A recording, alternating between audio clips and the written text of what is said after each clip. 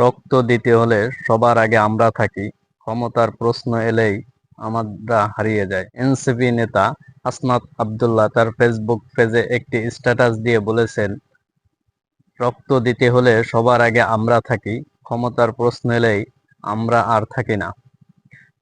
গতকালকে শুক্রবারে জুলাই সনদ স্বাক্ষর অনুষ্ঠানে ডক্টর মোহাম্মদ ইউনূসের একটি ছবি এবং গত বছরের ৫ আগস্ট শেখ হাসিনা এদেশ থেকে চলে যাওয়ার পর ডক্টর মোহাম্মদ ইউনূসকে বিমানবন্দরে স্বাগতম জানাতে হাসনাত আব্দুল্লাহরা গিয়েছিল, তার একটি ছবি পাশাপাশি বসিয়ে এ ধরনের স্ট্যাটাস লিখে পোস্ট দেন।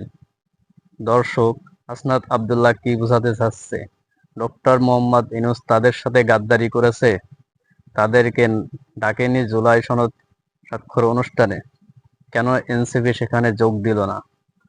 ডক্টর মোহাম্মদ ইউনূস কি তলে তলে রাজনৈতিক অন্য দলগুলোর সাথে আঘাত করতেছে? এনসিপিকে কি পাশ কাটিয়ে চলতেছে? কমেন্ট করে জানাবেন। ভিডিওটি ভালো লাগলে বেশি বেশি করে শেয়ার করবেন এবং আমার ফেসবুক পেজটি ফলো করবেন এবং বাগেরহাট নিউজ 20 ইউটিউব চ্যানেলটি সাবস্ক্রাইব করবেন। ধন্যবাদ।